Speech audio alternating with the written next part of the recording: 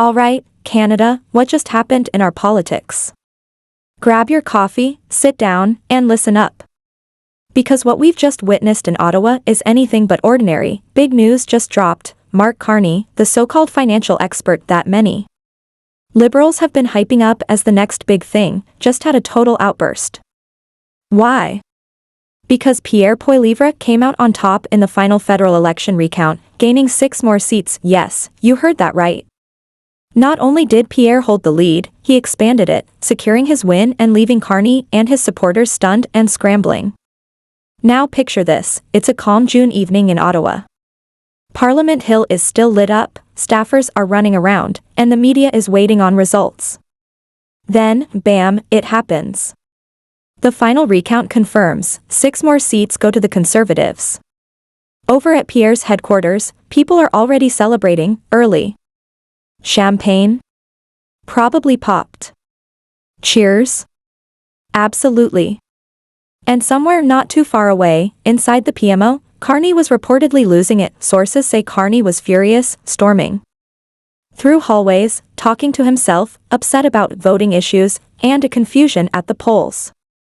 It sounded more like someone upset about a hockey game than a political professional handling a recount result. Let's not forget, just a few weeks ago, Carney was walking through the G7 summit like he owned the place. He gave speeches, criticized Pierre, and told Canadians that he was the one with the real plan for the economy. He made it sound like leadership was his specialty, but now? The only plan he needs is how to start clearing out his office, and fast. And meanwhile, Pierre Poilievre, now officially Prime Minister, handled it all with calm and confidence. This is the same Pierre the media called too bold, too loud, and too unpredictable. But you know what?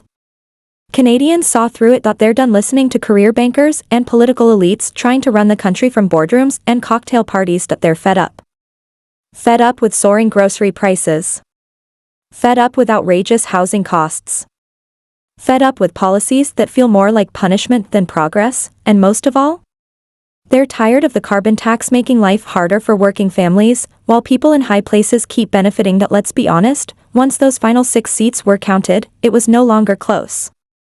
Pierre Poilievre now has a strong, undeniable majority, a clear message from Canadians coast to coast, and as for Mark Carney? He's left standing there with nothing to show for it. Confused. Disappointed. Maybe even asking himself where it all went wrong. Here's a tip, Mark, instead of spending so much time rubbing shoulders with global elites, maybe try actually listening to everyday Canadians next time. And this meltdown? It didn't stop with Carney. The Liberal caucus was in chaos. Ministers with their heads in their hands. Staff scrambling on their phones, trying to spin the results into something less than a complete disaster. Some Liberal MPs were even seen clearing out their offices, yes, that fast, and of course, the CBC tried to soften the blow, calling it a minor setback in a changing political environment. Minor setback? That's like calling a shipwreck a small hiccup at sea. But through all this, Pierre kept things simple. His message? Give control back to the people. No more shady backroom deals. No more runaway deficits. No more tax burdens that crush working families. He promised a government that works for the folks who actually keep this country running, from Calgary to Saskatoon, Sudbury to the Maritimes, and even Toronto, if people there are ready to give him a fair shot. Now here's the part most people didn't see. Behind the scenes, Carney and the Liberals really thought they had this locked in. They were confident, maybe a little too confident. They were already planning out who would sit in the next cabinet. Some insiders even shared a list of names with friendly reporters just a few days ago, but now? That list is only good for the trash bin. Because instead of shrinking, Pierre's support actually grew in the recount. And that exposed just how much pressure the Liberals were under. We're hearing that their lawyers challenged ballots, pushed for recounts in key ridings, and even tried to pressure Elections Canada officials. But in the end, none of it worked. Canadians had made their choice, loud and clear. They want something different. They want leadership that listens and respects the people, not just talks down to them. And what about Mark Carney's future? Just weeks ago, he was being called the next great hope of the Liberal Party, the man who could rebuild after Trudeau's many controversies. But after this embarrassment?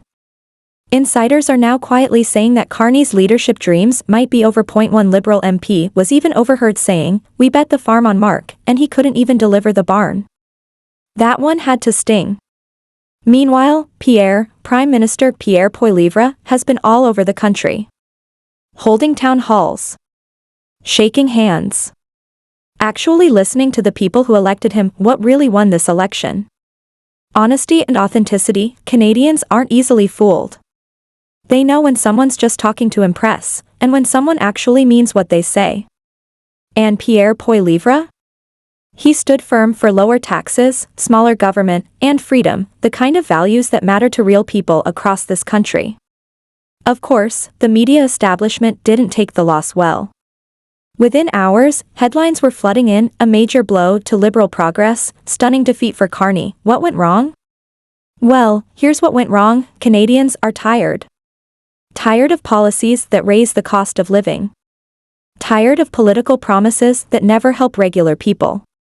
Tired of being ignored by the very people elected to represent them, and no amount of fancy schooling or international photo ops can change that. As for Mark Carney, rumors are flying.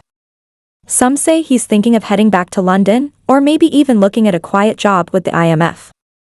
One thing is clear, after this major political setback, his future in Canadian politics looks uncertain. That image of him as some economic superhero? It's gone now. With Pierre leading the country, there's a clear shift happening. You can feel it. People are hopeful again. They believe things can get better, but make no mistake, this wasn't just about Pierre. This was a movement, not a movement led by everyday Canadians. People who were tired of being dismissed by political elites. People who want decisions made by folks who actually understand what it's like to pay bills, raise families, and work hard to get ahead. This is about fairness. About opportunity. About giving people the chance to build something for themselves, without being held back by unnecessary taxes or red tape, and under Prime Minister Pierre Poilievre, that movement is just getting started. So tonight, raise a glass. Not just because of the recount win, but because we're entering a new chapter in Canadian politics. 1 Where common sense is back in Ottawa. Where your voice matters again. Where we focus on what works, and stop doing what clearly doesn't. As for Mark Carney? Well, maybe public speaking is the next step. Who knows, he could write a book about what not to do in a campaign, but for the rest of us, for everyone who voted for change, this win belongs to you. You spoke up. You were heard. And you helped shape a new direction for Canada. With Pierre in charge, there's more progress on the way. So don't forget to share this moment, spread the word, and keep paying attention. Because this is just the beginning of something big. And Mark? No hard feelings. But it might be time to look for that exit.